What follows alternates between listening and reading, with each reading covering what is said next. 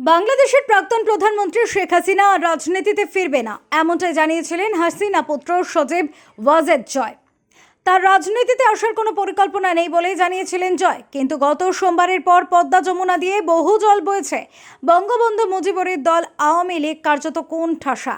অভিযোগ, আওয়ামী লীগের নেতাকর্মীদের ওপর অত্যাচার চলছে বাংলাদেশ জুড়ে, এমনকি খুন হয়েছেন একাধিক নেতাকর্মী, এমনটাও অভিযোগ। আওয়ামী লীগের কর্মী সমর্থকদের ওপর দিনকে দিন অত্যাচার বাড়ছে বলে আন্তর্জাতিক সংবাদ মাধ্যম সূত্রে খবর। বর্তমান পরিস্থিতি বিবেচনা করে দলের কর্মীদের পাশে দাঁড়ানোর সিদ্ধান্ত নিয়েছেন বঙ্গবন্ধু মুজিবুর রহমানের দৌহিত্র সজীব ওয়াজেদ জয়। সক্রিয় রাজনীতিতে প্রবেশ করতে চলেছেন তিনি।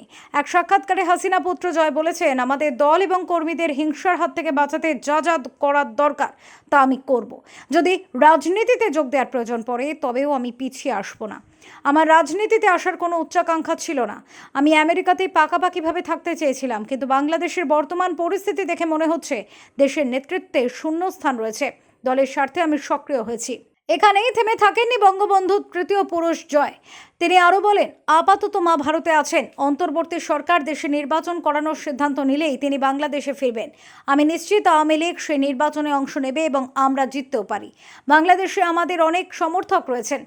হাসিনাকে আশ্রয় দেওয়ার জন্য ভারত সরকারকে ধন্যবাদ জানিয়েছেন হাসিনা পুত্র। তিনি বলেন, আওয়ামী লীগ ভারতের সবসময়ের সহযোগী, সব সময়ের বন্ধু। বাংলাদেশে গণতন্ত্রের পুনঃপ্রতিষ্ঠার জন্য ভারত সরকারের সাহায্য চেয়েছেন জয়। প্রসঙ্গত, বৃহস্পতিবার বাংলাদেশে অন্তর্বর্তী সরকারের প্রধান হিসেবে শপথ নিয়েছেন নোবেল জয়ী অর্থনীতিবিদ মোহাম্মদ ইউনুস।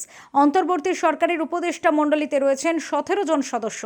ইউনুস জানিয়েছে, বাংলাদেশের সংবিধানকে সমর্থন এবং রক্ষা করতে নিজের দায়িত্ব এবং কর্তব্য পালন করবেন তিনি। মোহাম্মদ ইউনুসের অন্তর্বর্তী সরকারের কাছে হাসিনা পুত্র জয়ের আর্জি, দেশে আইন এবং শৃঙ্খলার পুনঃপ্রতিষ্ঠা করুন। দেশে চূড়ান্ত অরাজকতা চলছে। দ্বিতীয় আফগানিস্তান হয়ে উঠছে বাংলাদেশ। তামসী রায় প্রধানের রিপোর্ট, ওঙ্কার বাংলা।